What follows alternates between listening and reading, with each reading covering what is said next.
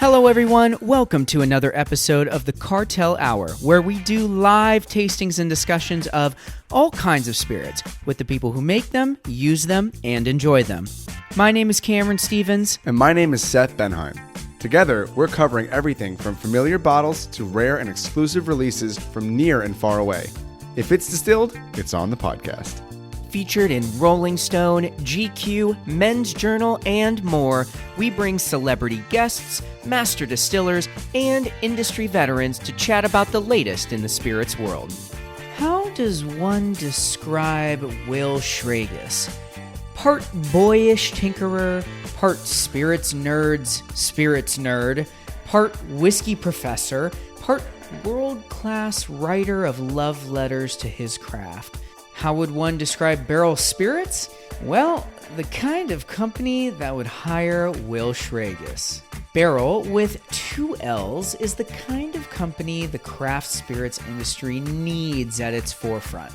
A wild sense of exploration coupled with a desire to create something never done before that borders on reckless abandon. I mean, these are kids in a whiskey candy shop that are guided not by marketing or profit, but by their own palates. It's the kind of mad scientist genius that is both polarizing and invigorating, and no matter what the outcome, always discussion-worthy. Minute for minute, I cannot think of another episode that you will learn more from with a more knowledgeable person about one of the most interesting blending companies that exists. So, without further ado, we are here to learn a little bit and drink a little bit. So grab a glass and let's enjoy.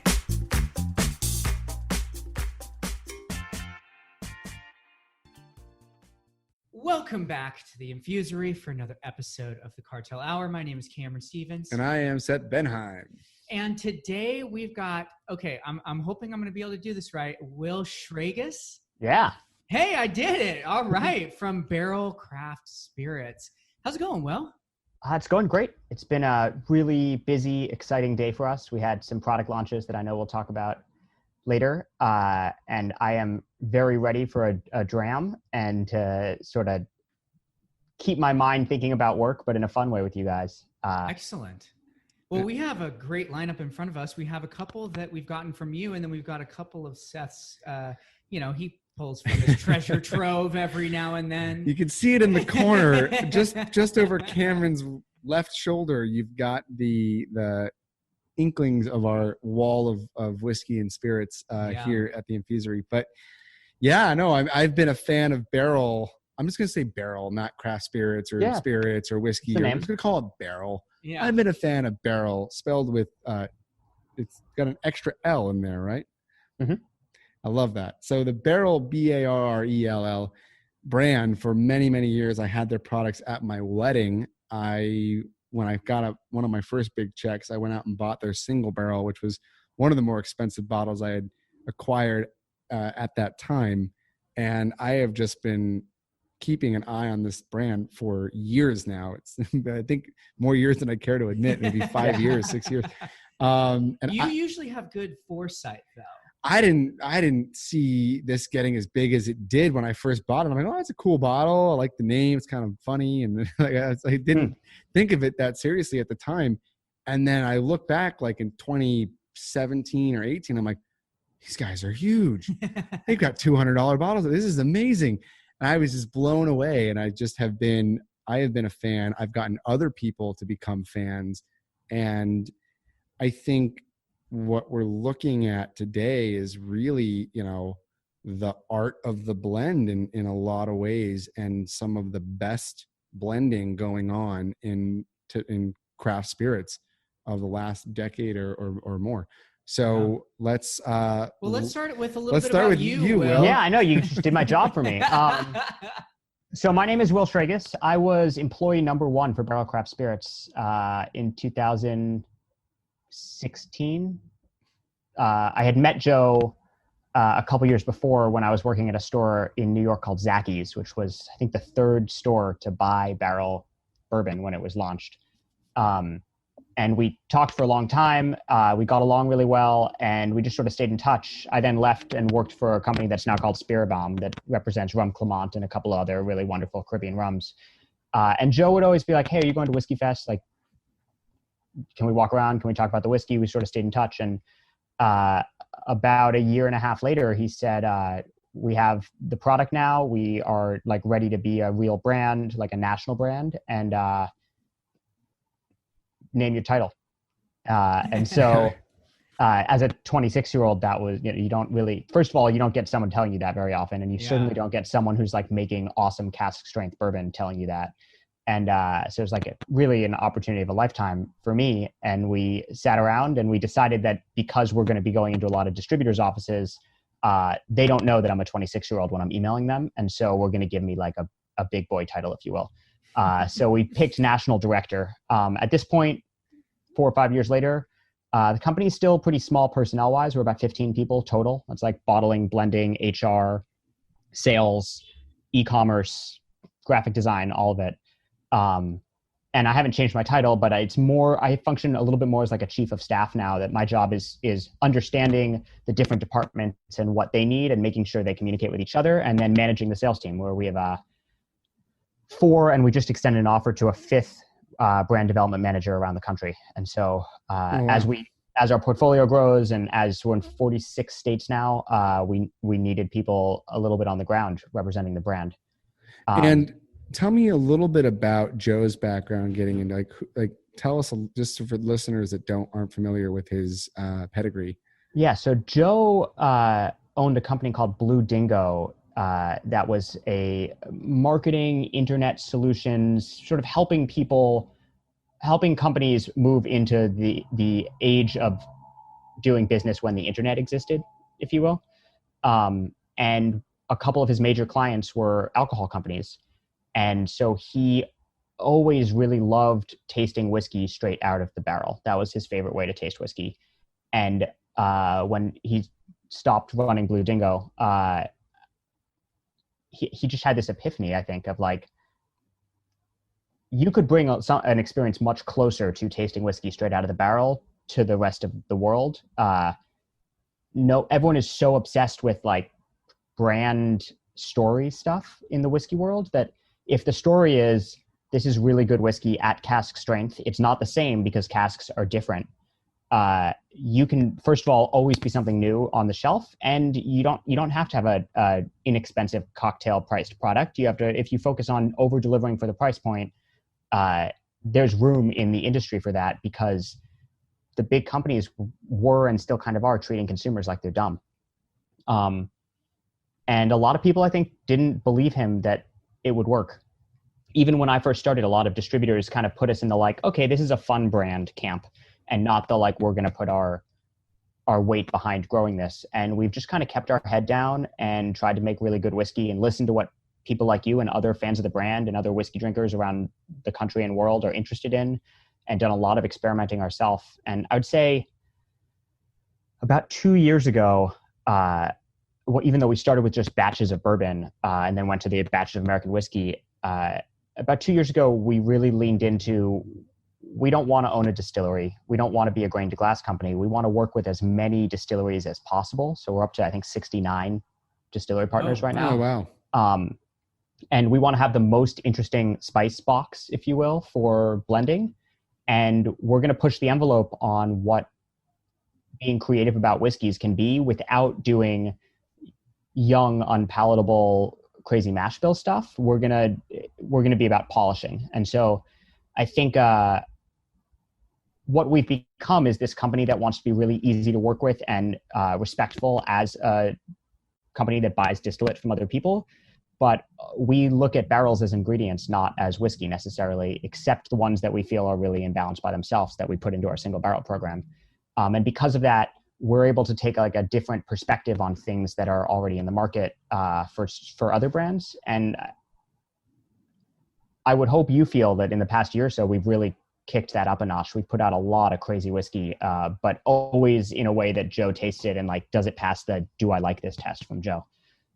Sure. One of my sort of initial questions before we start drinking some of this barrel whiskey. How many different whiskeys from different distilleries can or have ended up in a single bottle? When you say different whiskeys, what Different constitutes states. a different? Well, You said 69 distilleries. So is there a bottle of your product that has whiskey from 5, 10, absolutely. 15, Yes. 20, 25? I would say. Stop me when I get there. Stop me when I get there. The most whiskeys that I can think of going into a bottle would be some of the newest expressions or newest vattings of the Infinite Barrel Project. Are up to about 19 whiskeys. Got it. And we do have a bottle of the Infinite Barrel Project here, which we'll get to at the end of the tasting, actually. Yeah. But the reason I asked is, what do you consider a different whiskey? Is there are certain whiskeys in that 19 that are produced at the same distillery. So there's probably more like 13 or 14 distilleries in it. Got it. That makes sense. And there's also whiskeys that they themselves are produced at more than one distillery because they're made by a company that produce. So for instance, Whistle Pig has both Indiana and Canadian rye in it, but it's a single whiskey. So are there two whiskeys in that? I would say yes. These are great philosophical questions. Well, absolutely. I mean, that's the blend, but the blend of I think the real operative term here is blending. Are you considering blending as blending barrel 1 and barrel 2 of the same mash bill, same age, right next to each other? Or is that just batching?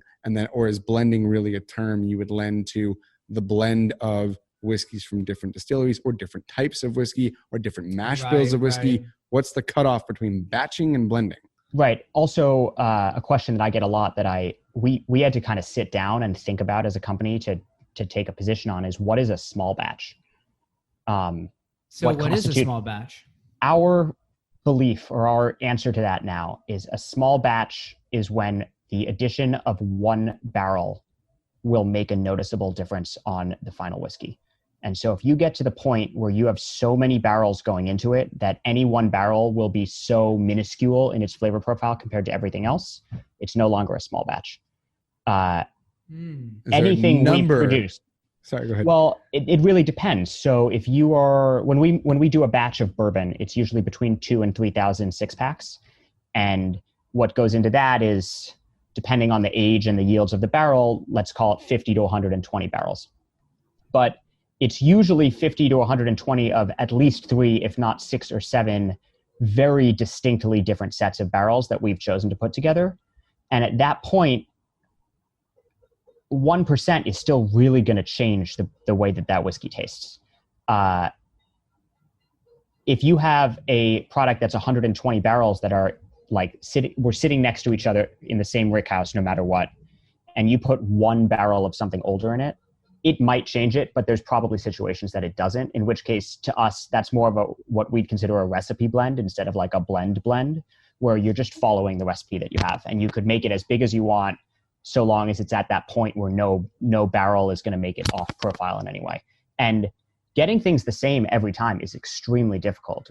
We are really dedicated to not worrying about that. Our target is what's the best thing we can make, not making the same thing. But it doesn't mean that making the same thing isn't just as hard. Sure, absolutely. Yeah, and so, I think to kind of put an umbrella over the whole brand, it sounds like what you get when you get barrel products, barrel craft spirits products, is you are always going to get a fantastic small batch of products that are always the experience of tasting right out of the barrel. Is that? Yeah, I think that's morphed a little bit because so many of our whiskeys now taste a way that no one distillery could produce. They're designed to be from the blend. Yeah. Sure. But I think what you get when you buy any bottle from us is Joe, the founder of the company, is still the gatekeeper for everything that leaves our distillery. And I say distillery because we're a licensed distillery in order to be a bottler.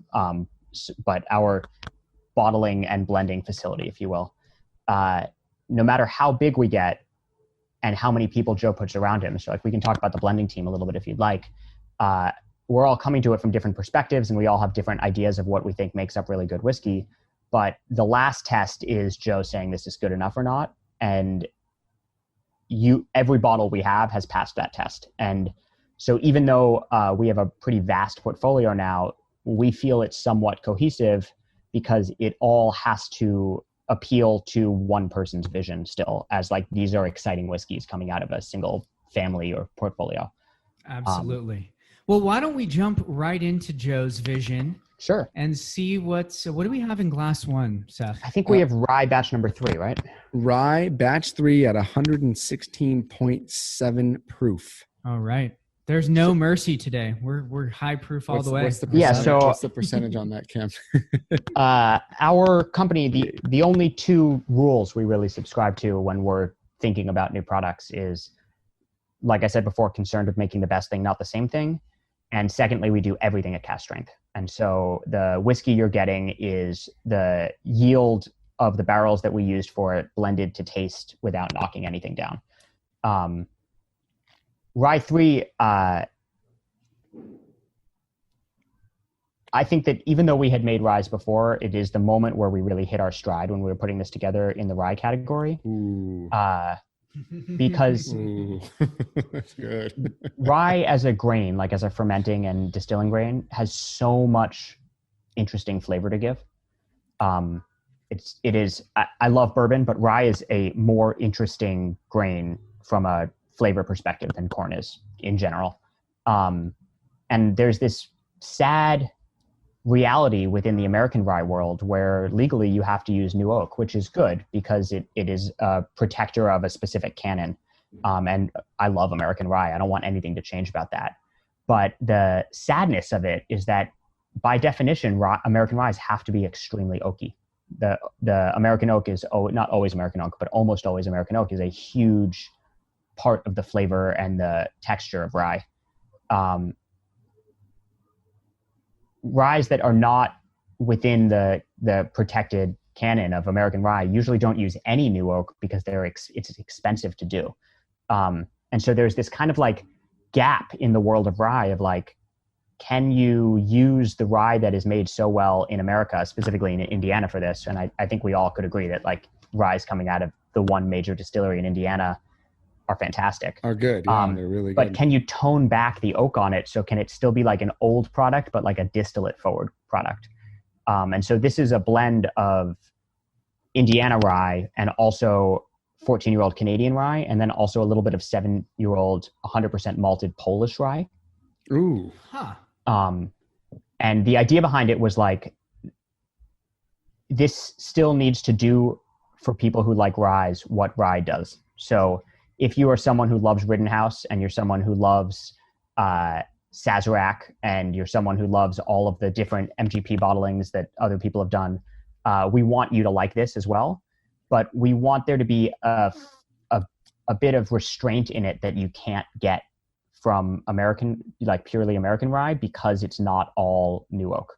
And so there's that appley, almost like honeyed, or if you ever had like sour or fermented honey, like that note that you get from Canadian rye a lot, especially old Canadian rye. We want that to be there if you're looking for it, but it's not driving the bus, if you will. The American rye in it is driving the bus. There's also a couple different ages of Indiana rye, which we feel makes for a really interesting flavor profile, because you get the distillate from the 4-year-old in it, but there's also some 7 and some older stuff in it that are a little more oxidative and a little more oak driven. Yeah. Seth, you really like this. Why don't you give us a How start? do you know? I didn't say anything yet. Well, you almost interrupted Will with how good that first sip was. It's very good. I have to say, in your explanation, Will, the thought behind what is driving this rye, the thought of grabbing that Indiana rye at different ages, grabbing the older Canadian rye. I'm curious to know what the final blended mash bill ends up at. Is it still predominantly 90% plus rye, or the Canadian rye? Sorry, is the Canadian rye Bringing a that lower down a little corn? bit, yeah. I know that like Crown Royale ryes can be 60% rye, for example. So I don't know if the Canadian rye you guys use had a lower rye mash bill that's lending to, It's a very rye forward rye. Yeah. Yes, but there is a sweetness here. A horrible way to describe a rye is rye forward. Yeah. But there's true. also forward ryes that are not distillate driven; they're barrel driven, but it's malty. I think what you said about the I don't know what percentage is, but it does have that malted sort of creaminess and power behind it. That, granted, it is a little hot at 116. I think it's certainly got a punch of alcohol, but it's so great on the finish. It just has a crazy finish. Yeah. Thank you. Yeah, for me, it's like super buttery and nutty, and I'm with you. I don't get a major barrel characteristic. Instead, I'm following Seth's line of reasoning insofar as there is a little bit more sweetness, kind of like that honey and caramel sweetness that I'm curious where that might have come from. But yeah, it's got that really just kind of just nutty, bready, not super peppery spice forward. It's definitely just sort of, like creamy all the way through. So the nuttiness and the sort of what I get a little bit is like milk chocolate or white chocolatey quality to it. That comes a lot from the malted rye from Poland, and that it's a single malt, but it's a single malt rye, not a single malt barley whiskey. Got it. And to answer your question about the mash bills, the Indiana, which is the biggest component, is the 95.5 mash bill. Mm-hmm. And so we work with Canadian rye that is both 100% rye, and then I think as low as 53 or 60% rye, I think is the lowest mash bill that we see that's rye.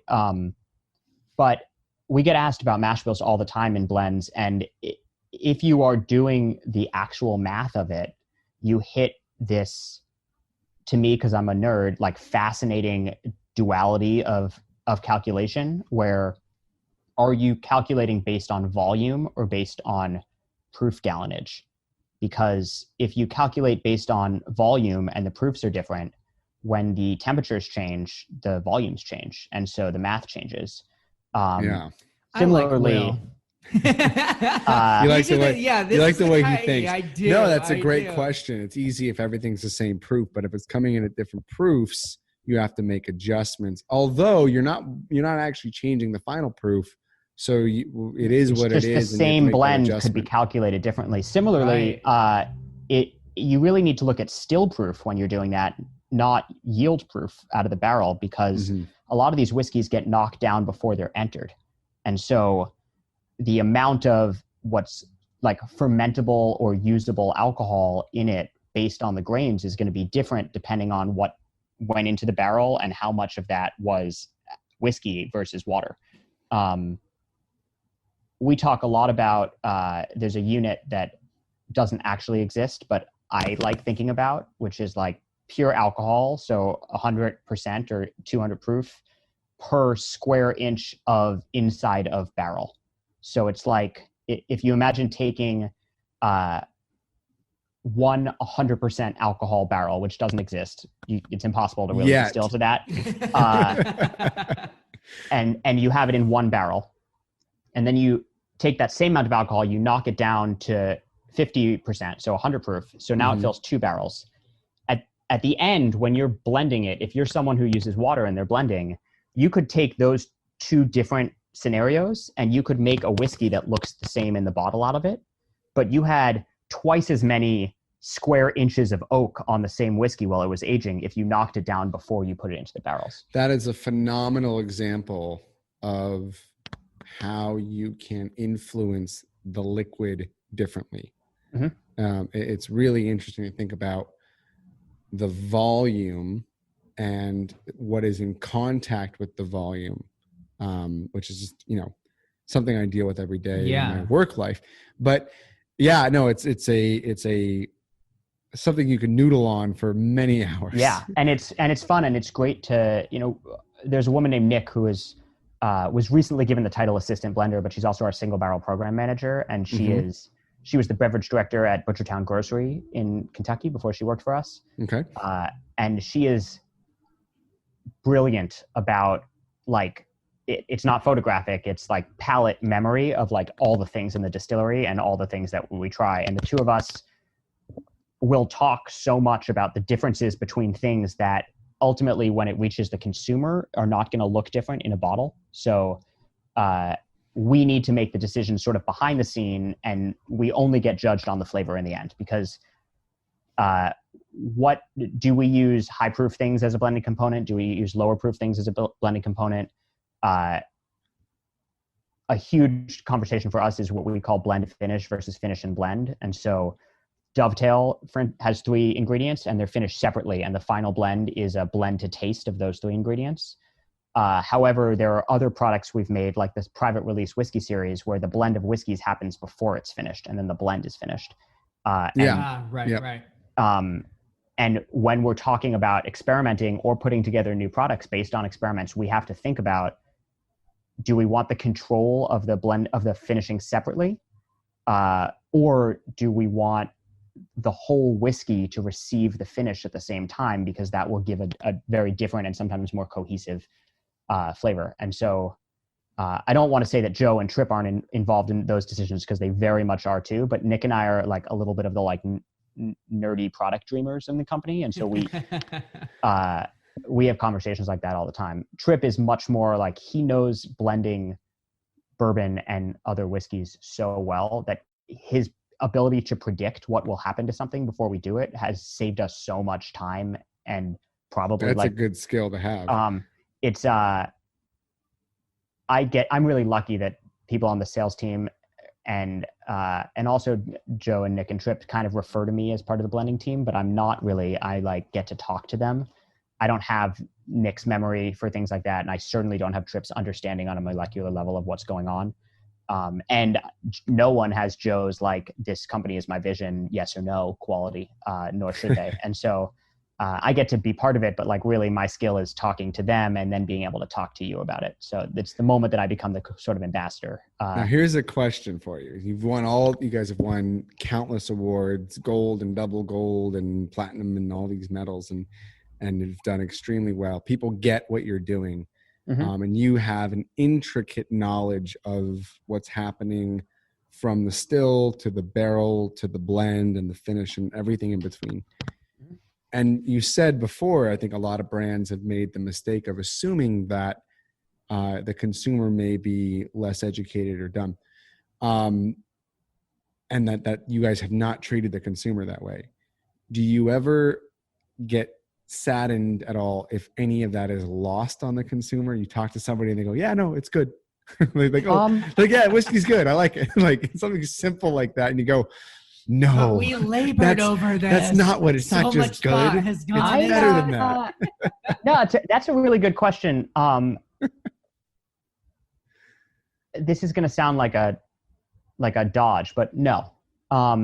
If someone's answer is, I like this, period, I think that means we did everything right. I think that means we put a whiskey together that on the sniff test of, do I like this? The answer is yes.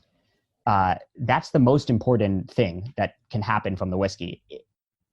At the same time, a person who wants to really think about their whiskey, who wants to do I think it's like 40 something step tasting analysis sheet that we do on them. Mm-hmm. The way that they feel about our whiskey, I want to talk to them too, but far be it from me to tell someone that whiskey is for anything but enjoying. And if someone likes it, then the product did its job for them. We did not get the 40 step tasting analysis. Should I check my email for one of those? I'd like one of those afterwards. I need one of those tasting sheets. Yeah, I can absolutely send it to you. And should have done that today. When everyone on the sales team, we have homework every week, which is like we each pick a different whiskey and we do it. It takes like 30 or 40 minutes. Oh man, that sucks so much for you.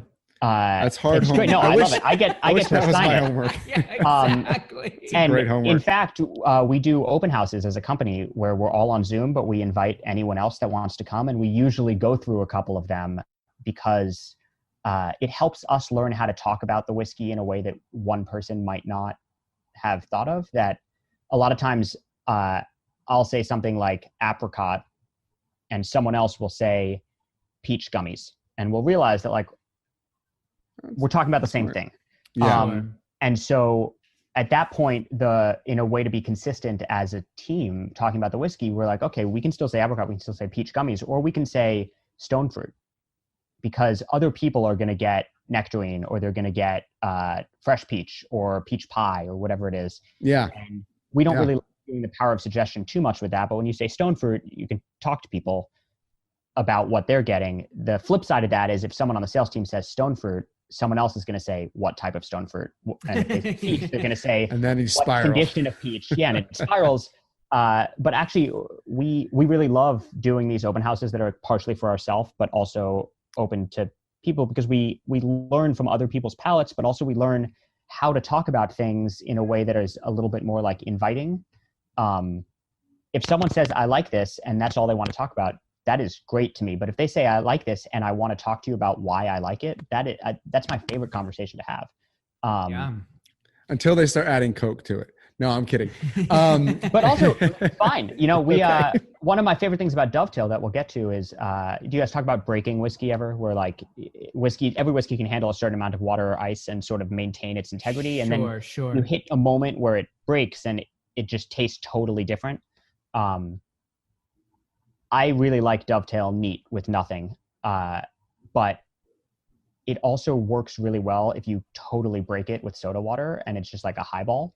And it tastes very different. There's like aspects of it that maintain their flavor through that breaking. Try that. Yeah, no kidding. That sounds interesting. I actually don't do that kind of experimentation enough, because I always feel bad about. Not that I should. I have enough whiskey to last a lifetime, but we should definitely maybe do that more often. Yeah, maybe there's an episode we can center around that. Yeah, and so we're about to drink this next one here, which is the Barrell Bourbon. Batch 24, batch 24, batch number 24. And this is coming in at a beautiful 113.9 proof. Yeah. This was a really exciting batch for us. We have 3 different playbooks when we're blending. What this is, which was actually the sort of first playbook that we developed, we call a contrast blend, which is when 70 to 80% of the bourbon is the base set of barrels that were next to each other in a rickhouse, usually the same distillery, usually the same age, same mash bill. And then the other 20 to 30% are things that are totally different that we layer in, not for the entirety of those barrels, but for like one thing that we want them to bring to the blend. So they're contrasted in. And the base of this is this 9-year-old set of high rye Tennessee bourbon barrels. I was just going to say Tennessee. Because it's peanutty. It is nutty. It's totally it's peanutty. Very nutty. Yeah. It's a huge deviation from the rye. Oh my gosh. Of course, as we expected and as was explained in the making of the rye. But when I know that the single barrel we have, for those watching on YouTube, which again, go to our YouTube Cartel Hour, we've got a really cool older bottle of the single barrel bourbon, which is Tennessee. So I immediately picked that up. Very different. Very nutty, very viscous. It puckers my whole mouth together a little bit more than the rye did. The rye was a little creamier and a little more like coating, whereas this is a little more, it's extracting so much and really it's more bringing poignant it all on the tongue. to the tongue. Sure, yeah, it's all attention's on the tongue, not on the gums here. Yeah. As from a mouthfeel perspective. Yeah. Joe and Nick and Trip were so excited about that base set of barrels. But what I love thinking about with this is like, okay, I know what that base whiskey tastes like. It mostly is this. And then trying to find the little bits of, there's some 10-year-old barrels in here that are way too oaky. I don't know how closely you followed our releases, but if you remember batch number 8, which was 132 proof 8-year-old, we called the same base of the Tennessee base. Well, yeah. So there are some barrels in this that were from that set 2 years ago. That was the base of that were used as contrast in this, and they are very high proof and insanely oaky, and not in a good way. And they were blended in for structure. And so there's like this touch right when I think it goes from the like front palate to the mid palate of the whiskey, where you get like slapped with oak for a second. Yeah, it's grippy. It's yeah, totally, grippy is I love that word for it. Yeah. But not the whole bourbon. It's just like this moment right at the beginning of the mid palate where it gets grippy for a second. And exactly. Maybe I like know a little too much about what went into it, and so I'm like ascribing that texture to that 2 or 3 barrels. But I feel like they did so much in that like 1 minute on your palate, or like 2 seconds on your palate, or like from that like 2% of the blend. Similarly, there's a good amount, maybe it's probably like 8 to 10% of what we call the secret sauce, which is 14 to 16-year-old Tennessee bourbon barrels that yielded very low proofs. They're all like between 90 and 100 proof coming out of the barrel. And we vat them into stainless steel when we find them. And we use it as a like toning things down without adding any water or without. And so it's still cask strength. And more of our blends, it's like, okay, if we can get something to the flavor we like and it's too hot or it's too busy, the secret sauce works for that all the time. And so we have a lot of blends. So it's just kind of old and mellow, and you kind of use it to just sort of balance everything out. It's just like really easy to drink 14 to 16-year-old bourbon. It's and so if you look at our website, a lot of times it'll say, 9 to 15-year-old barrels or whatever that is. And usually the 15-year-old component is this vatting we do of, we have an ingredient we know works for structurally and flavor-wise for so many things. And so we continually make that ingredient. Anytime we find barrels that'll work in that vatting, we just add it to them. You have a product called vatted malt or vatted mix. American vatted malt, yeah. Vatted malt. Tell us about that briefly. Because I know, is that something similar to this kind of a vatting or no? Different. Totally. I'm using vatting just as a term for blending things together. Got it. Not unrelated, because I've seen the name vatting on one of your products. It's that yellow label with red font, right? The American vatted malt was named as an homage to vatted whiskey, which was a category in Scotland that no longer exists. And it meant blend of single malt whiskeys that were aged at the distillery that they were distilled at. And so you bring them into your blending facility and you blend it there, but you're not holding onto the barrel. You're not buying and aging yourself. Even though we are not a single malt company in any way, we do a lot of tasting distilleries around the country and talking to people in the industry. And some of the most passionate whiskey makers in the country right now are the people doing the American single malts. And they get no help from the whiskey consuming world. Like there's the American single malt category is so difficult. Micro. Yeah, I would say even the rye category is like peanuts compared to the bourbon. When I was working for a rum agricole company, I could walk into places and people would still be like, I've heard of rum agricole. I would like to try that. That's cool. American single malts are so tough, and there's so many good ones, but it's just not exciting to a lot of people. And there's good single malt from so many other places too. We do an episode. We do all on American single malt. 6 or 5, or we went across the country. We started in New York, down to Texas, California, up to Oregon, Washington. Right? Yeah. We did a single malt sort of journey. I think it was episode 7, 8, or 9 or something. That being said, though, there was nothing out that really, really stood out. I think there was still room for the category to grow. I like some of the Minnesota single malts I've had. But so the vatted malt, the idea was no one's blending with these single malts, even though they're being made so well. And so we wanted to be the first company to bring together all of, like, not all, but many of the like really iconic American single malts and put our spin of blending onto it. And so it's 100% single malt whiskey. It's a blend of Kings County in New York, Harvest Distillery in New York, Balcones, MGP also makes single malt, Delback, who makes Delback's awesome. Hamilton, who makes Delback, Santa Fe Spirits, who do a really interesting mesquite smoke single malt as well.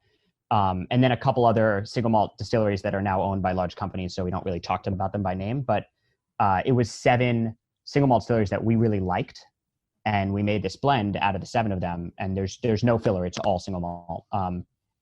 And we are really proud of it. And it's a very serious whiskey. Like, it has a lot going on, and it's malt driven. And because of that, it's a little bit like a feather in the cap, but it doesn't fly off shelves because single malt category is hard enough. Vatted single malt from a company that's called Barrell Bourbon. But we, like, everyone in our company drinks it all the time. And the people that like it really like it. And I think COVID having such a huge effect on the way that you talk about and sell and promote and discuss whiskeys, we were able to pivot quickly into a lot of really cool small release things. Vatted malt was a whiskey that really needed the whiskey bars. And so because it's so complicated, it needs to be talked about over the bar a little bit. And so we're still doing it. We love it. And we're adding new single malt distilleries all the time for the next releases of it. But I wouldn't say it's part of our core at all. Got it. Yeah, I think it's, I mean, you're naming, like, Delbach is known for their mesquite finished single malts. Balcony single malts are super chocolatey.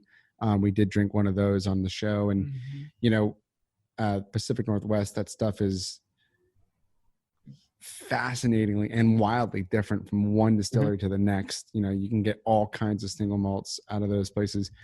And oddly enough, I don't feel like any of the single malts we tried on our tour of American single malts resembled much of any of Irish or Scottish single malts that I've tried as well, which is just shows you the diversity. Well, not only that, none of them resembled each other. They didn't. We couldn't even find a through line within itself. Now, before we're moving on to the single barrel bourbon 9-year-old.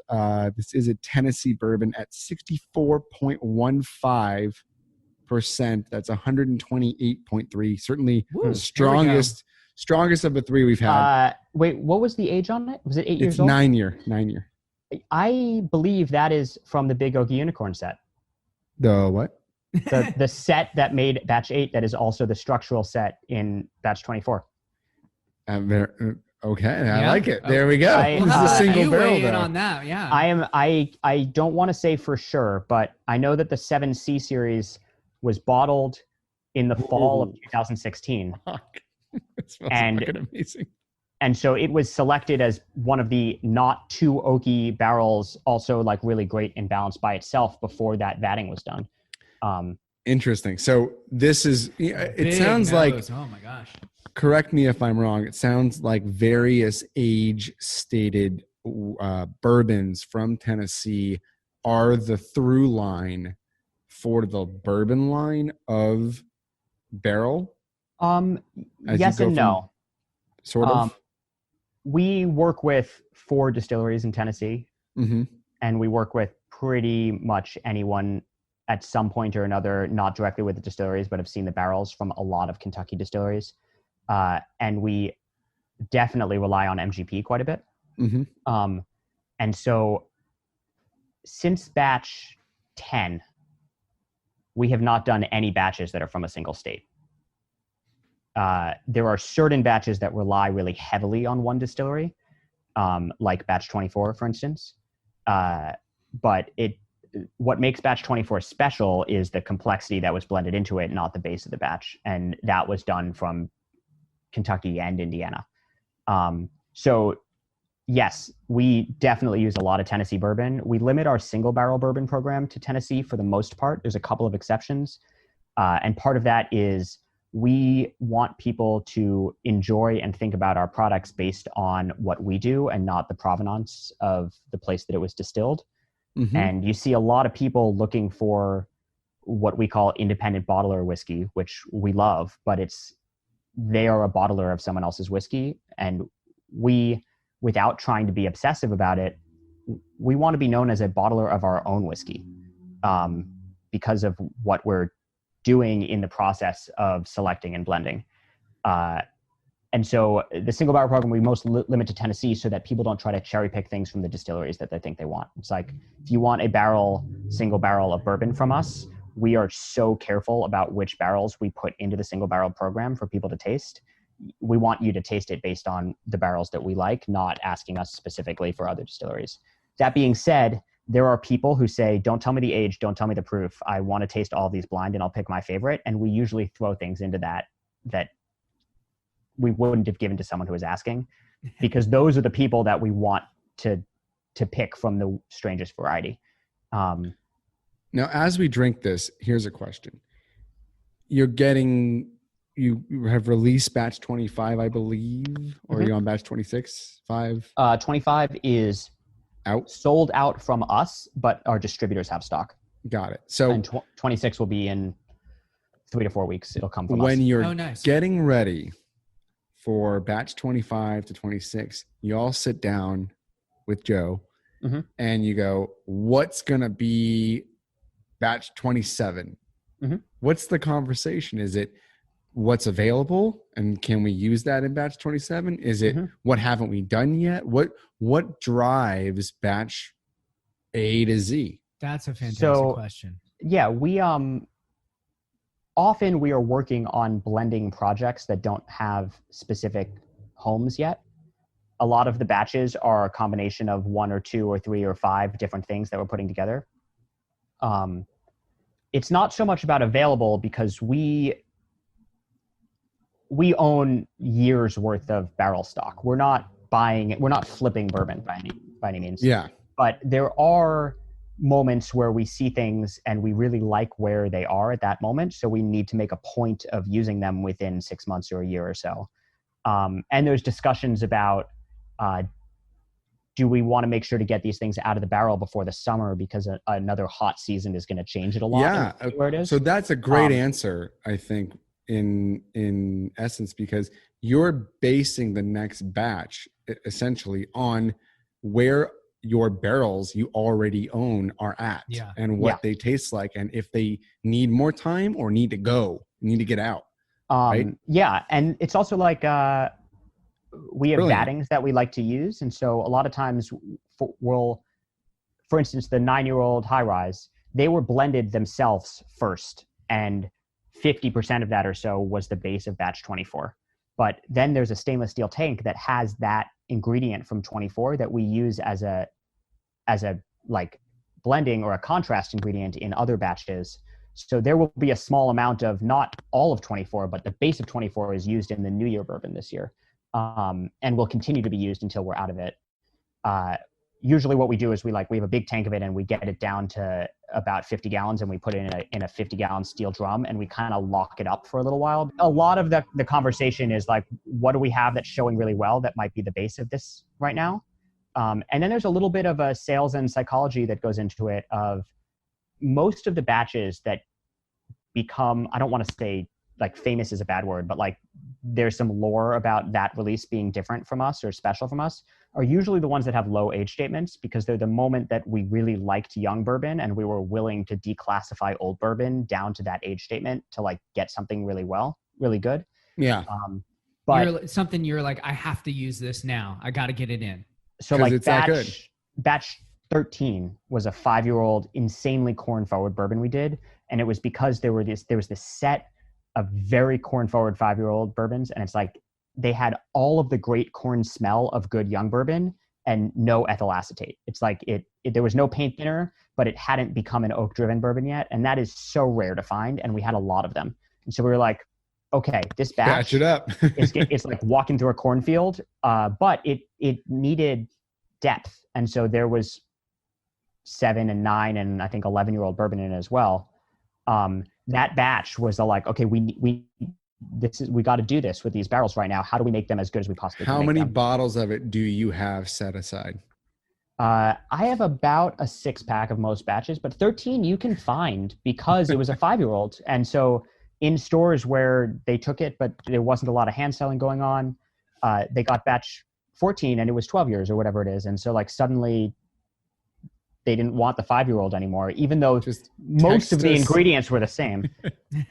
Text us the store names under the table. You guys have my email address. Go hunting. I will make sure that if there's anything specific from our company that you want to try, that you guys get a sample. That'd be amazing. So let's bring it back. So we're drinking the single barrel 9-year Tennessee bourbon right out of the gate. The nose is, I would say, a league above the batch 24 in the sense that it really had almost like a sweet vegetal like quality to it. And it has that super nutty flavor to it. Is it safe to say, is this from Dickel? Can I, we can cut it if I can't say it. No, I was wondering if you guys were going to ask that. We have to be really careful about non-disclosure stuff. People in positions like yours know what's up, and you know which distilleries. And so loud and clear. Oh my gosh. And I, as a rule for myself, have distilleries that we're not supposed to put in print, but I will say out loud, like MGP. Mm-hmm. And distilleries that, even though I know you'll cut it and I know that you know the answer, it's never going to leave my lips. And got it. Both of the two largest distilleries in Tennessee fall under that category. So this whiskey, here's what I'll say, is one of the this bottling is one of the best expressions of single barrel Tennessee bourbon I've had. And I would put this up against blind some other award-winning Whiskey Advocate ranked top 10 recently acclaimed Tennessee bourbons or whiskeys. And I would say that this is absolutely part and parcel as good as, if not better than, those other Tennessee whiskeys. And certainly I like this a lot better than the Batch 24, which is, my preference if I had to rank the bourbons side by side, because we only have two bourbons on the table. So if I'm comparing them, I'd give this one an A, and I'd give the other one a minus B plus range, like that 90 range, in the sense that I just think this one has that extra oomph. I can see immediately why they picked it as a single barrel, why you guys had selected this as a team, because it is exceptional. It is hot when it needs to be hot, smooth when it needs to be smooth. It really has almost like there's something about both these bourbons. The barrels have this toasted quality. Reminds me of the toasted barrel Michter's I've had a lot of, and it really has this beautiful warming, I don't want to say baking spice, but it's certainly, it's got that dessert-like baked quality to it. It feels like it came right out of the oven, hot, piping, like boom, right in your mouth. It's great. Yeah. It's like a cookie dough. This is wildly complex. I mean, I think it's like a moist cookie to me. It's like a cookie that hasn't actually dried yet. It's a hot cookie dough. You're making me want to try to find a sample of this bottle. It's awesome. But I think there's a through line between both bourbons. I just think that this has more of the better qualities of what was in Batch 24. I love that single barrel. I get it. I get why it went in there. That brings up an interesting thing about single barrels versus blends. Single barrels whiskey is all about power. It's like, what's the identity of this barrel and how loud is it about that identity? There's no single barrel that's going to be balanced and complex as well as a good blend will be, because there's just more things to use to put together a good blend if you make it well. But when you find a single barrel like this one for you that is so loud and powerful in the things that you like, there's no blend that's going to do that for you, because there's no way you're going to find and use 100 barrels that have those things that you like about them in the same way. The second, if we're talking about sort of blending playbooks that we talk about, likeness blends, which is when there's no base blend. There's no like 80% of it were barrels that were from one distillery, same mash bill, whatever it is. It's all barrels that were selected because there was one thing we really liked about them, and we want to make the blend about that flavor profile. And so batch 11, batch 16, trying to think of what else, batch 18, they were all likeness blends. For one reason or another, there's a thing that we really liked. And so we sort of collected from a lot of distilleries and a lot of ages until we had enough for a blend. Cam, what did you think of the single barrel versus the 24? Oh, I mean, for me, the single barrel was leagues above. So for me, I think the regular bourbon was a little bit, it was very two-dimensional, actually. It had peanut butter and big char. Now, that did mellow out as I sipped it longer, but this last one was wildly complex And you're totally right. The extra proof is just, it's just lovely and just rich and bold, and it hit every note that I wanted it to, while having that nice kind of nutty Tennessee characteristic fade into the like kind of just perfect middle ground for me. This would have kicked ass on our Tennessee episode. We the had a only just thing I Tennessee. would've put This it would have up- won. I would have put it up against that Jack Daniel. Yeah, we hit single- that 67% Jack Daniels is pretty. That was freaking incredible. good. Yeah, and So what's next we're up in the going back lineup? down to Yeah, this bottom let's do row. it. So we're on Dovetail. Is that right? Yeah. So Dovetail, which is- You know, I've only had This is Dovetail nice. once. We've been hinting at this the whole show. I'm How do I excited to- know what batch I have? Like an employee of mine just went and texted me a picture at Costco. He got a bottle of Dovetail. I was like, yes, buy it. By the way, I don't know if you get this, Will, but all your friends and everyone you know starts to like text you. Should I buy this? Is this good whiskey? Is this all bad? the time. All like I just get pictures. I open my phone. It's just pictures Or of bottles. questions like, what's that one that's good? What's Okay, what? like what? Where are you? Like, Remember that where are one you bottle I shopping? loved that one time? Like What my I get a lot- mother-in-law is at a restaurant. She texts me a picture of the menu. What should I get? And it's like 100 bourbons. She's at a bourbon Right. bar in New York, and you're like, what do you want? I don't know. Like Buffalo Trace, just buy it. I don't know. What do you? She like sends me that it's alphabetized. I'm like, just go A, B, like pictures of the menu.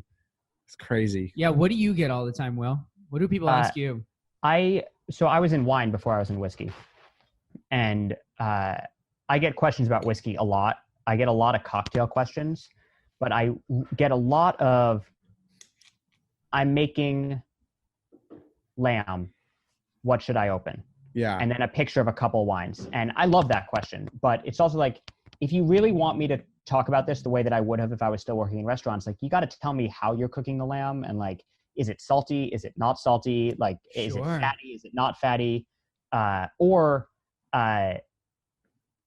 You just showed me two wines and they're very similar. So like, they'll both be good. Fine. Like, drink the one you're excited to drink. I really like, I have a group of friends from university that have all sorts of different jobs, and there's no way to prepare for being in the wine or liquor industry. And it's really professionally gratifying when someone who, you know, just graduated from Harvard Law or something is sending you a picture and being like, I need your help with this. Like, what's your professional opinion? and I get to be like, this is what I think you should do. And they say, thank you so much. And I'm like, by the way, one day I'm going to call you and it's going to be much higher stakes, and I'm going to need your professional opinion on something. You're going to go litigate this multi-billion-dollar case, but you're Hey, going to remember that one time I about gave you that hey, great whiskey help. suggestion? Because I helped you pick that wine, can you help me get out of this contract? Like, and so I love it, but it is funny that I think the assumption is that there's sort of objective answers, where if someone sends me a picture of a whiskey list, what should I try? I know what they're looking for is a straight decision. They want me to Yes say, or no. order this. One or two. And I'm inclined to be like, okay, well, what are you feeling like? Do you want it to be like, are you going to put ice in it? Do you want like, are you looking for best bang for your buck? Are you like trying to do something fancy? Do you want something that is there that might be hard to find from another place? They're all sort of different questions. So I love it, but it's sometimes hard to get. I have to do a little digging for like, what answer do you want sometimes? Having known you for an hour now, I would say you got to know you to know what you're getting into. When you ask a question, you're going to get 10 questions back. Exactly. You better have a paragraph written out explaining in full and in detail what it is you're looking for specifically, with all the facts present when they're coming to you, Will, for or advice. I just need the instruction of like, I have 10 seconds, make the decision. And it's like, then I will do it. I'm leaving the store in 5 minutes. Tell me which bottle to buy. Which one, which one, no questions. I can do that, but it's not the way that I think. You need to be prompted. Yeah. Dude, I love it. Man, I love it. Because that's the way I think as well, too. So no, I love it. It's brilliant. And hopefully if you fire off enough questions, like if you get one question, you fire 10 back, maybe people will just be like, maybe we'll keep Will on the back burner for a little bit, and you can have some breath of fresh air from getting all of these inquiries all the time. Seth, what did you pour for me next? Dovetail, the infamous Dovetail. Yes. So tell us about this. I think it's the most popular bottle, right? One of. Yeah, it's a little hard to judge because the batches of bourbon are limited by how big the batch was. So we certainly sell more bottles of batches of bourbon than we do of Dovetail, but as a single whiskey, Dovetail is by far the largest volume in sales for us. And you asked how to tell different batches of Dovetail. We don't talk about Dovetail as batches only because we reserve the word batch for things that we're starting from scratch each time we make it. Whereas Dovetail is always a vatting, if you will, of the same 3 ingredients. It's Indiana whiskey, so put into used barrels, but out of the big distillery in Indiana. That is finished in Dunn Cabernet barrels. Dunn is a insanely well thought of family-owned winery on Howell Mountain in Napa, which is the far northeast part of Napa Valley. This whiskey, even though we had been working on some blends around it a little bit, it actually started with me and a person who went to the same grad school as I did at Dunn. He's the national sales director for Dunn, and we were tasting through the wines, and we were joking about collaborating, knowing that like it wasn't up to me, it was up to Joe, it wasn't up to him, it was up to the Dunn family. And Mike Dunn walked in and was like, "I love whiskey. What do you want?" Is this the first finish? Is this really the first like finished product of the Barrell line? No. So actually all of and I don't want to leave that story at that because it gets funnier, but oh, sorry. But all of the American whiskey batches, which don't really exist anymore, after the first one had finishes on them. Oh, okay. Dovetail was actually supposed to be whiskey batch 6, but we ran into some labeling compliance misunderstandings between us and the TTB, if I'm being polite. Is there any other kind of interaction with the TTB? I don't know of any other kind. That's okay. Once we're off this podcast, you can say how you really feel. Mother. But anyway, what happened was it needed a name. It couldn't be called Barrell Whiskey something. It needed to be Barrell blank. And so Dovetail, after like months of arguing about it, Joe named it after a carpentry joint that he really likes because of how difficult they are to make. But also, if you think about the poetic and physical definition of Dovetail, it's like a lot of very different things coming to a really deliberate point at the end. And that's how we feel about these 3 ingredients. So we're there. Mike Dunn's like, "I love whiskey. What do you want?" And I was like a deer in headlights because we were joking. I didn't have an answer for him. And so I was like, I want to have this conversation. Like, first of all, Mike Dunn, you make amazing wine. Your father makes amazing wine. Like, you're the best. But also, I want to feel like your colleague, and I want to get Joe involved, and we'll talk about it. And what ended up happening is we agreed we'll send them a case of whiskey for every empty barrel they give us. And it started with only 6. And we paid to have them shipped from the top of Howell Mountain to Kentucky, which costs more than new barrels in Kentucky does. Yeah. And we made this whiskey that was finished in the Dunn, and it was so interesting, but it was really hot and austere because we used Indiana whiskey, not bourbon in it. And so we pulled out some of the flavors that we really liked from it, and we deliberately finished bourbon in other things to highlight what we liked, to like amplify the things we liked in the Dunn finish. And so it's 14-year-old bourbon finished separately in late bottled vintage port pipes and blackstrap molasses rum casks. And so you get this like earthy, dark rummy thing. Wait, say that again. Repeat that. Port and rum. So it's port and rum, but it's blackstrap molasses rum. So it's just like the really gritty, earthy style of rum. But molasses, not gritty, earthy in a Jamaican or in an agricole way, or gritty and earthy in a Dunder Jamaican way. And then late bottled vintage port, which is a style of port that is, I don't want to go into port too much, but in port, the rules are if you are going to declare a vintage of port, you have to do it right after the harvest, pretty much. And you treat the wines differently as you're aging them before you release them. And so there's a style of port where they pick a vintage, they don't think it's good enough, it goes into barrel, it starts to become a sort of like tawny or ruby style, and then they realize it's really good, and they declare the vintage later. And so even though it's a good vintage, it was processed not in the style of vintage port, and so the style is a little bit different, and it's called late bottled vintage port. So this is port, rum, and dung? And Cabernet finish, yeah. But so separately. It's a triple cask finish. Well, it's only a single finish on any whiskey, but it's 3 different finishes blended together. Got it. Because I get the rum, it comes right out as the predominant flavor. You get that funk and molasses, and you really have that dark fruity note as well on the back end, which could be either the port or the wine. I'm not sure which one. Pronounced is for sure the rum finish, though. Yeah. I knew I had a rum finish from the first time I had tried it. I was like, oh, that tastes like rum.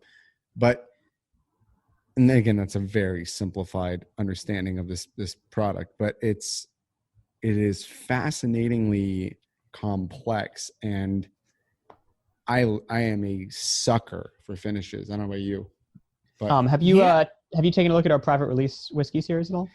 I've seen a plethora of labels coming out from your company. Armida to the. I just tried one the other weekend. One of my buddies who is a huge fan. I'll name drop him. His name is Ray, and he's a big fan of your products. And we talked about him a little bit on another episode. Are you going to say his last name, or are you just going to say? No, I'm not.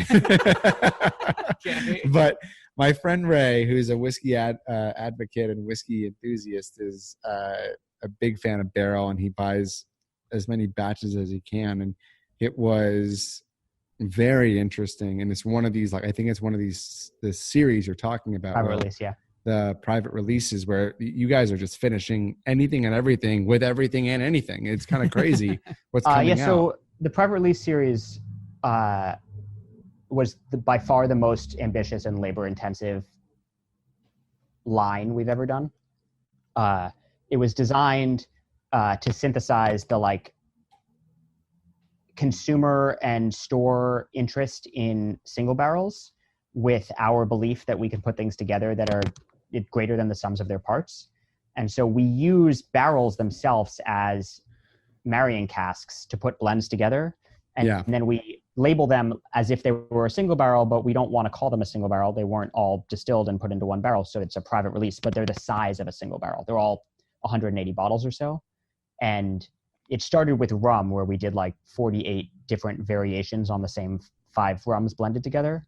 And then we did it with whiskey, where it was about 4 different Kentucky whiskeys, most of them being 18-year-old, but then some bourbon and corn whiskey and rye as well.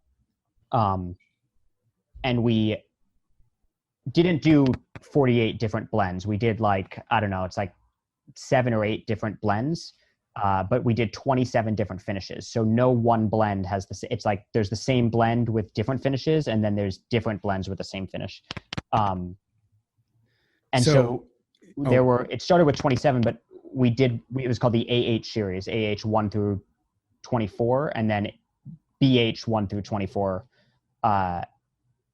were the first 48. And we just, every time we do a set of them, we add a couple more finishes. So we're up to I want to say 36 or 37 different finishes. And the next step for us, because we're crazy and masochistic in terms of compliance, we've started releasing vineyard and producer specific finishes as well. So one of my favorites, for instance, is the PX sherry finish, but it just says PX That's sherry. the one I had. I was just going to text you. So I tried the PX sherry finish Spanish Castle Magic from K&O Wines in LA. So I had that this weekend, actually, on Saturday night.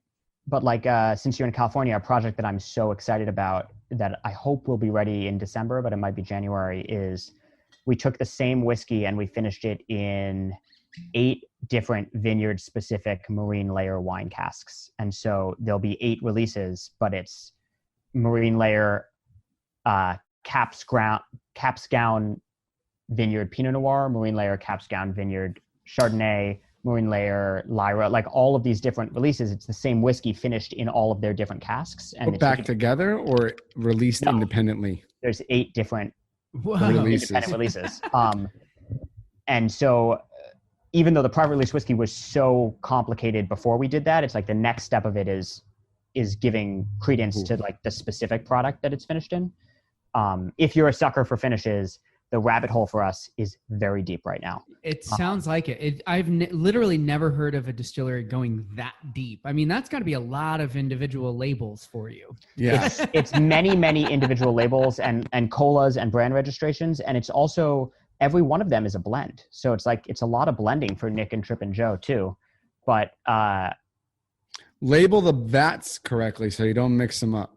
Yeah, it is a very long series of spreadsheets that have to inform each other, and then the physical work too. But what we are going back to talking about, like consumers being smarter than anyone gives them credit for, what we're learning is like, if you make really good whiskey, if you deliver for the price, there's a lot of people that want to know all of the real facts about it.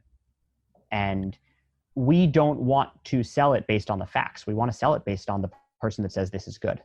But we also want to find ways to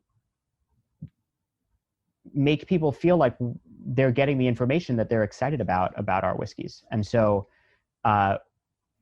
we have a series coming out, the private release bourbon series, that are all different blends of 2 different 5-year-old bourbons, 9-year-old bourbon, 13-year-old bourbon, 15-year-old bourbon. And it gives you the volumetric breakdown of the different ages on the label.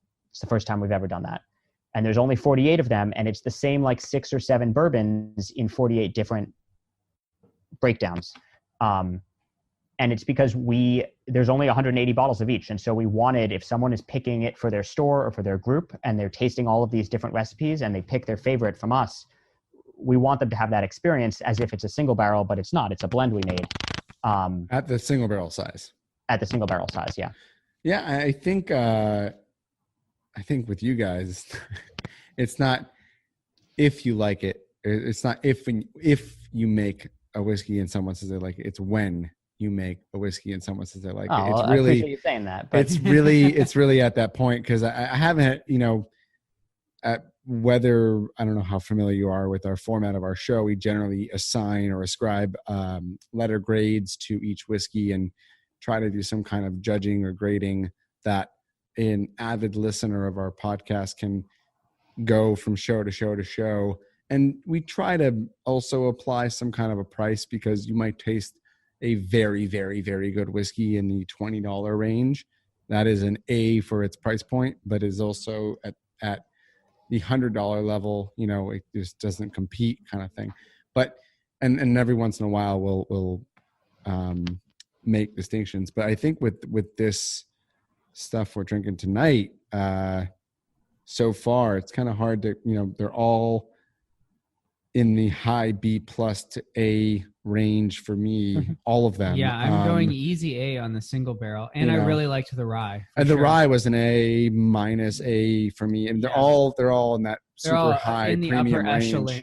So yeah. Well, I'm not getting too specific into which, I'll tell you which one I like better or worse than the other ones within the set. But, right now we're coming to the end here. We're at the last 2. We've got the, I'm lucky enough to have been a fan from the get-go.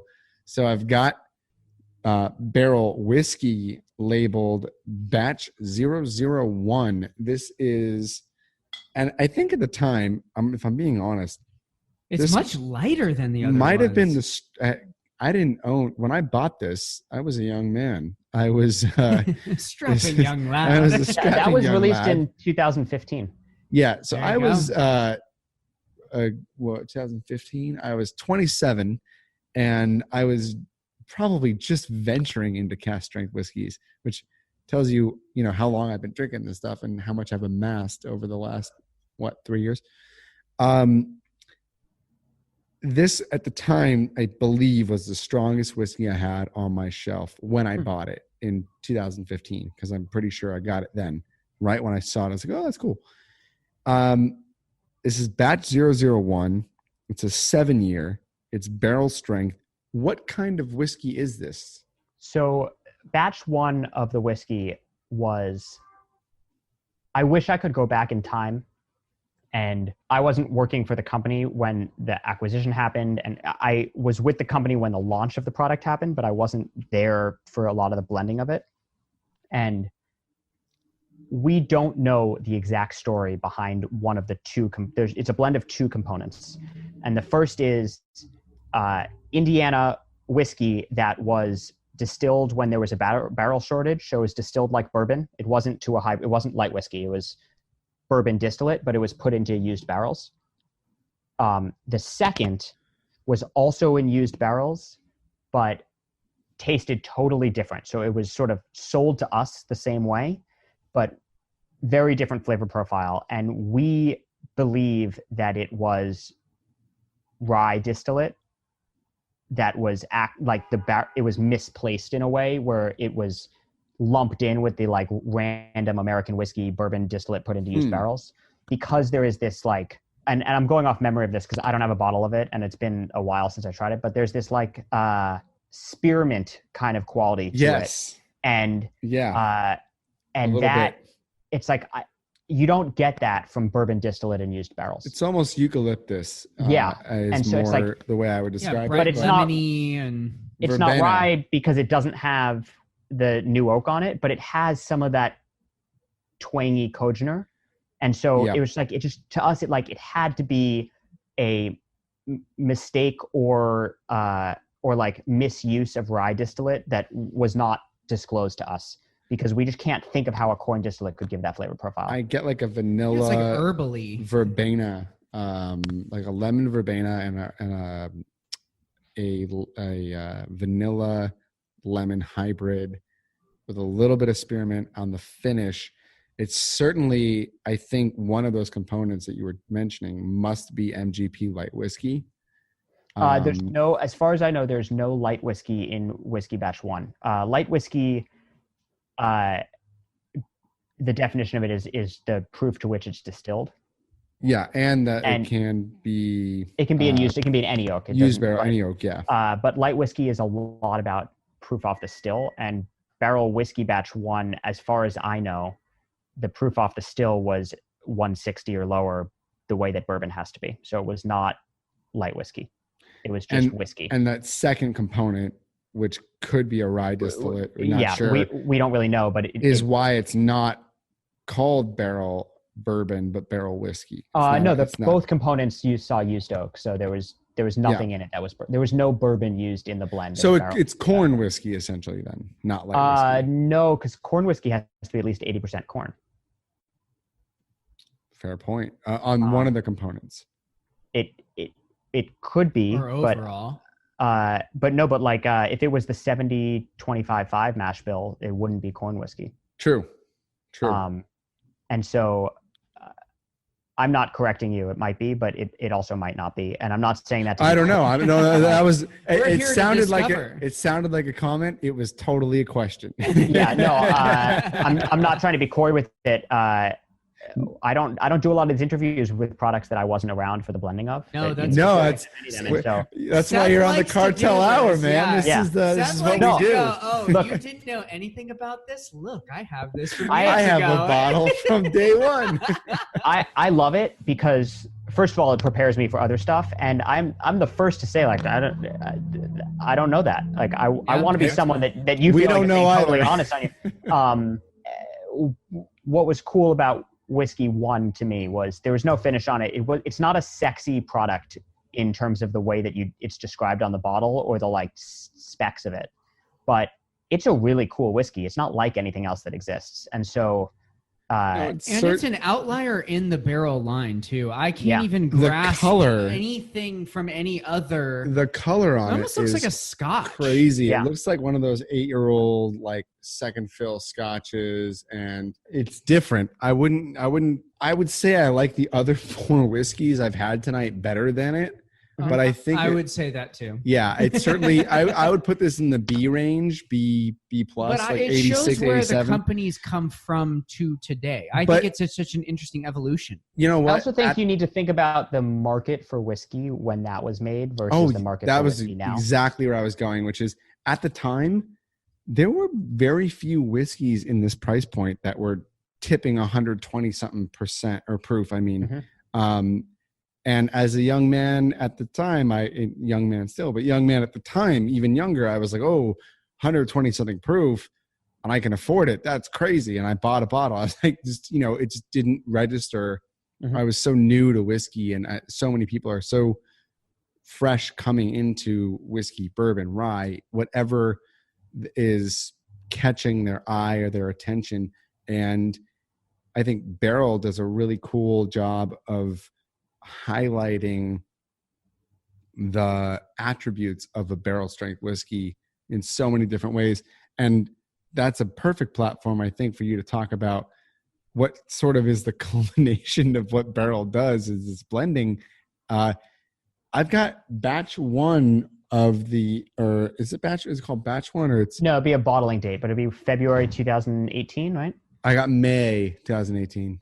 Okay, so that was probably the second or third vatting. Damn, I don't have the first one. No. You're so close, Seth. I'm interview's over. Yep, I gotta call go. it. Just turn it off now. Turn We're it done. off. We're Cut done. it. Scrap it. Scrap it. All right, so I've got the second bottling of the Infinite Barrel Project. Tell us about Tell this. us about it. So the Infinite Barrel Project was the synthesis of like a bunch of things we really wanted to do and also had to do.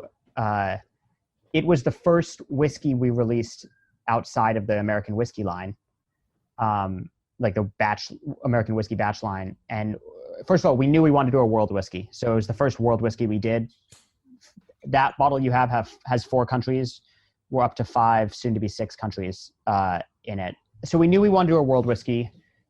We also, at that point, so that was early 2018, we're running into some conversations with chain retailers where the fact that the UPC on our bottle changes every time we have a new batch was causing logistics problems. And so we wanted to have an item that the UPC was the same, which sounds like a boring problem, but it's a big conversation, because if we kept the UPC the same on the bourbon batches, then you wouldn't be able to distinguish between them in inventory. And the retailers that we did a lot of work with in a small way wanted to be able to distinguish between our batches and inventory. So we needed a forever product, but that goes against one of the pillars of our company, which is making things, blending something in a way that we can make it as good as possible, or the best we can make it without worrying about the same thing. We don't do forever products. And so we needed to think about a project we could do that the spirit behind the project, no pun intended, was a consistent concept while still being able to improve upon it every time that we put it together. And so we knew we wanted to do this like Solera-ish thing because it would allow us to tweak without totally changing. We don't call it a Solera. It's not a Solera. It's actually like the opposite of a Solera. But we had this like world whiskey. We had this idea of having a huge tank that we bottle a little bit out of, and then we continue to blend in to improve it.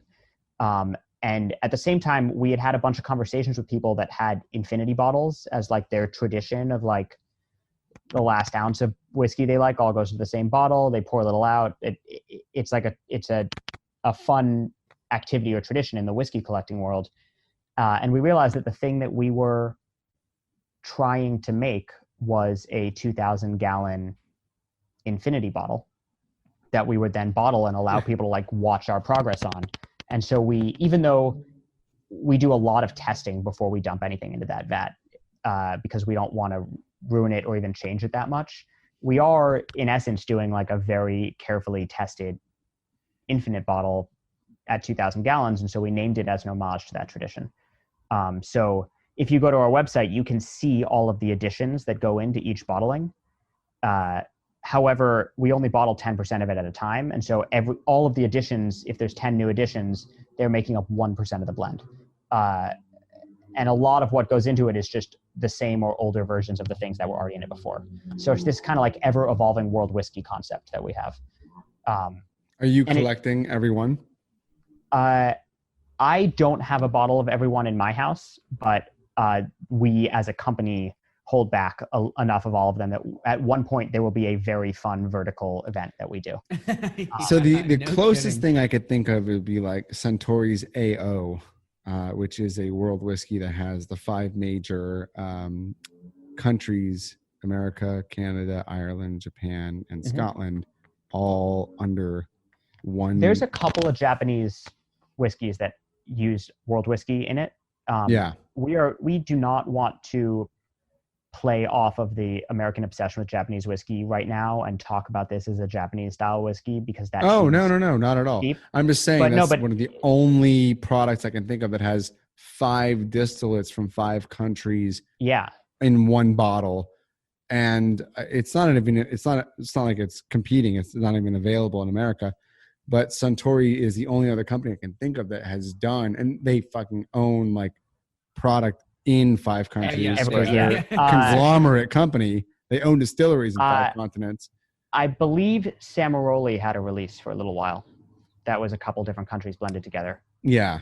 And so this is certainly one of the more interesting projects or releases of any distillery on U.S. soil, for that matter. It is. What do you think? I don't even know where to start with this. It's so it's a test of every single facet of the vocabulary of spirits that I've built up for this point. I mean, on one hand, it has this like light, pleasant, fluffy, marshmallowy thing, and then in another aspect, there's this like sharp, spicy serrano pepper happening. I don't want to end on a negative note, but this is actually my least favorite by and large of the ones I've tasted, and only because it's weird. It just tastes a little strange to me, and that's a very oversimplification of. It's very Scotch forward to me. I don't know. I think Scotch is certainly Scotch. This has Scotch and. That bottle has Scotch, Irish, and Polish. So it's all European. Polish and then Americans, yeah. So there's no Canadian, there's no Japanese, and there's... I would almost call it like a spicy Scotch. It just the Scotch in it only makes up like 15 or 20% of it, but that flavor profile is very pervasive. It's prominent. It's very prominent. And what it drinks like a single malt, for sure. What I love about the Infinite Barrel project is that it has the flavor profile of Scotch whiskey for it does, you're right, but it has the body and the weight of American whiskey. The viscosity of American whiskey, for sure. The mouthfeel is very coating. And there's throughout the entire project, there's a flavor that I get as like matcha. That maybe that's to be like this combination marshmallow thing I was trying to get at. No, I actually get that matcha. Oddly enough, it's very, it's almost dusty in mouthfeel, and it is a little bit of that tea-like element of that slightly tannic thing. It's like a tinge of bitterness almost. Yeah. But sort of to address you saying you didn't like it as much, I get that because we make whiskeys that are very perspective and identity driven. And if someone were to say to me, I absolutely love every whiskey that your company makes, I would say, you just like whiskey. Like, that's it. Yeah, you're an alcoholic, we do things that are too, not even you alcoholic. It's like, if you like everything that we do equally, that means that you are equal opportunity. I love whiskey. I like things that are distilled out of grains and put into barrels. And if it's good whiskey, I love it. And that's awesome. Infinite Barrel Project is a really unique and loud product. And absolutely, for you to say like, I respect that this is well made, but I prefer these other ones. To me, 100%. That means like you're thinking about what you're drinking and you have preferences within our portfolio. I won't lie. We will never lie to you. And so the honesty and the authenticity of what we try to do here on the podcast is we try to give a consumer our viewpoint, having tried hundreds of whiskeys and spirits on the show already, just in the first 35 odd episodes. But I think someone that likes Infinite may not like what we liked earlier on the show, and vice versa. We liked the bourbon and the rye predominantly more than, say, the American or the Infinite. Mm-hmm. Clearly tells you where our profile and our tastes lie in that we are looking for expressions of bourbon or rye blends, finishes even of the dovetail, of those expressions that speak to us in a certain way and make a statement but also deliver a pronounced flavor, mouthfeel, finish, characteristics of whiskey that we find so near and dear. You know, I think the beauty of what Barrell has done is you guys have taken tremendous risk unabashedly with the Infinite Barrel project, with the vatted malt. You know, we didn't get too much into the New Year blends and those things, but the company itself has done tremendous experimentation on or with whiskey. And you guys are making whiskey. I don't want to say for you or for Joe or for anyone, but you guys are making whiskey at a rapid pace with you know, no blinders on. You guys are doing. You're pushing the industry. Really, you're pushing forward. the envelope. Yeah, and it's that's crazy. what I appreciate about it. I mean, so I actually we need that. No, absolutely. As an industry, to me, I feel like you guys are like half kids in a candy store and half mad scientists, and you guys are getting lucky enough to go around and just make stuff you like and meet people and buy their shit. I mean, that's so cool. That is in essence what it is. It's amazing. Joe makes fun of me in a way that I love, that I am like a weird mix between like an angry 55-year-old and like a class clown 14-year-old. Like a giddy like 12-year-old in a candy I'm shop. not 31. I'm those two things together, and I average 31. And it's because we take turns as a company being the people that need to think realistically about what we're doing, and like, this is what has to happen, and like, stop it. And also being the like sort of dreamers in one way or another. We're like, I love weird alcoholic products from around the world. Like, I will try anything because I'm interested in how people made it and what it's going to taste like and why it tastes that way. You got to come hang out in LA, man. Yeah. You got to come to LA and come see what's on the shelf, because we got some weird shit here. Yeah. So when we were doing the private release whiskey line, like, of course we're going to do PX Sherry. Of course we're going to do Madeira. But then it was like, okay, let's not do Madeira. Let's do Malmsey Madeira. Let's do Cercial Madeira. Let's do Boal Madeira. And then it got to the point where it's like, well, if we're doing 20 of these, are there any cool things that we could track down a barrel or condition a neutral barrel with and so it was like, okay, I love Ratafia de Champagne. No one's ever done a Ratafia de Champagne finished whiskey before. So we did one, and it was great. And we thought we were going to like have to break it up and be like weird about who got it, but someone just bought it as a private barrel. I saw you guys did Tokaji. Yeah, we did a Tokai finish, and everyone loved it. And so now there's like 7 of them. It's like a Hungarian. It's a Hungarian dessert wine. Dessert wine, yeah. That's amazing. It's made out of a grape called Ferment. And go ahead. Go ahead. Yeah, go ahead. I guess what has happened is we're using the private release line not so much as experimenting, because we test everything before we put 180 bottles worth of whiskey in a barrel, but we are using it as a like, what exciting things can we do that speak to people in a way that is more than anyone gave credit to? And so our next big release, which is like a sibling to Dovetail, it's like a blend of 3 whiskeys that will be, it's very limited to start, but it'll be an ongoing project for us, is called Armida. And it is a blend of 3 different bourbons that are all finished separately in pear brandy casks, Sicilian Amaro casks, and Jamaican rum casks. Wow. So it's 3 very different finishes again. And we only really got there because of Dovetail, because of experiences with finishing bourbon, and then with experiences like, if we can use barrels that were used to make really special distillate and the blend is put together really well, it's okay if it's outside of people's comfort zone a little bit, because the people that it's outside of their comfort zone are just going to judge it based on the whiskey. If the whiskey's good, that's good. And then there's people that are like, I love pear brandy, and I'm really excited about a bourbon finished in pear brandy. Yeah. Now, is Armida going to be like Dovetail in that it's going to come out again and again and again and be part of the running? Yes. So Armida, the goal is Fantastic. to have Armida be part of the core line by April or May of next year. However, we are at the mercy of pear brandy casks.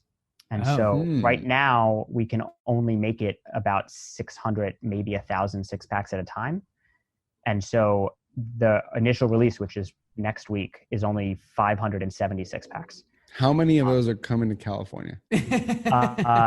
I belive about 66. At least he said some. At least he said some. Exactly. Okay. We actually had to make that decision, which I know we have to go soon, but off air, or if you want to have me back, would love to talk to you about just like complicated business decisions with whiskey companies, because the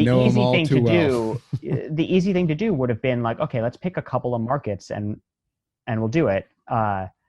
But we didn't want to put a thing together and not let all of the stores and clubs and bars or whatever it is that have supported us so much see a review of something that they never got offered. And so the amount of work that the sales team is doing this week and next week in making sure that not the people who, I don't want to say deserve it, it's not like best customers, but the people that we know really care about everything we put together are able to get Armida, even if they're only able to get a bottle or two, because that's the way that we like to release things nationally. We don't like doing test marketing, and we don't like doing single state marketing or anything like that.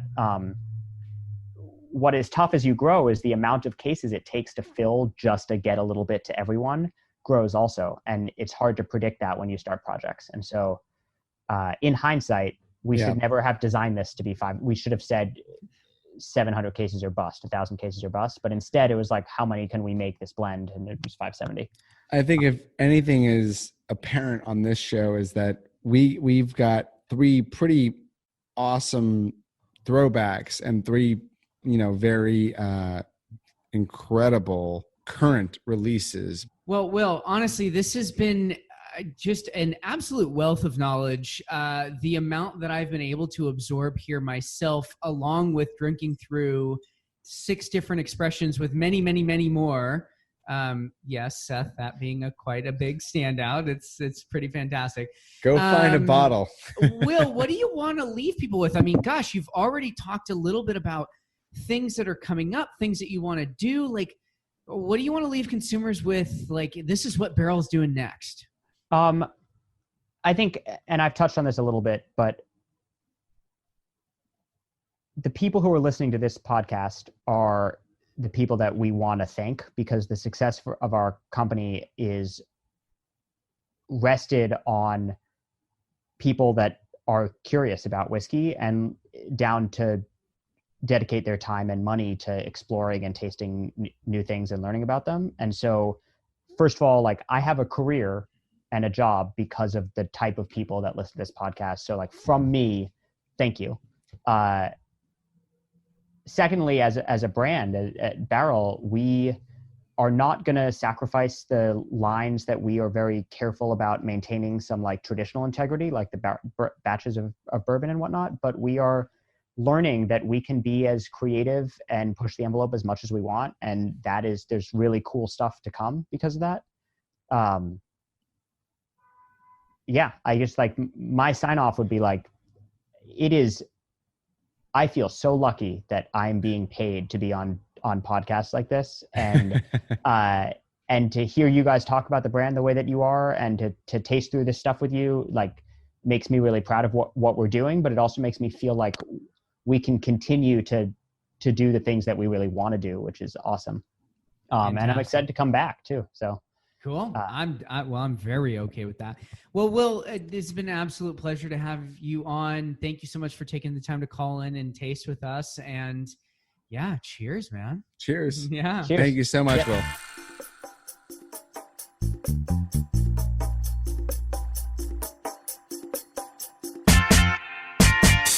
Hello, everyone. Cameron and Seth here. Just a few more things before we wrap up.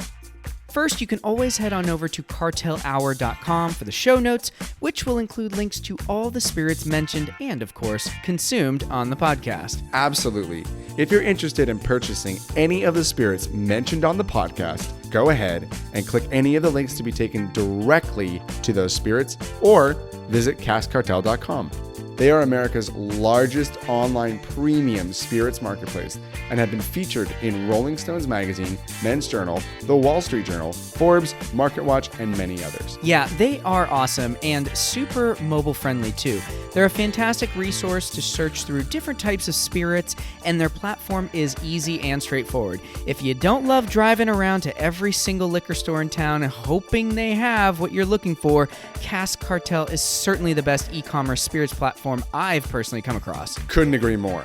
And you can find them on social media at Cask Cartel, and you can find us at Cartel Hour for the podcast, where you can find information about upcoming episodes and live tastings at the Infusery. And speaking of those live tastings, for those living in or visiting the Los Angeles area that are truly intrigued, if you want to drink along with us, we would love to have you come and enjoy an evening at the Infusery to drink through a carefully selected assortment of spirits. We offer custom flights and have a robust library of over 700 spirits to choose from.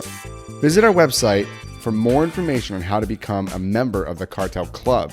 And if you're a spirits brand that would like to be featured on the podcast, please email us or send us a direct message on Instagram. Thank you everyone for listening, and remember to always drink responsibly and in good company.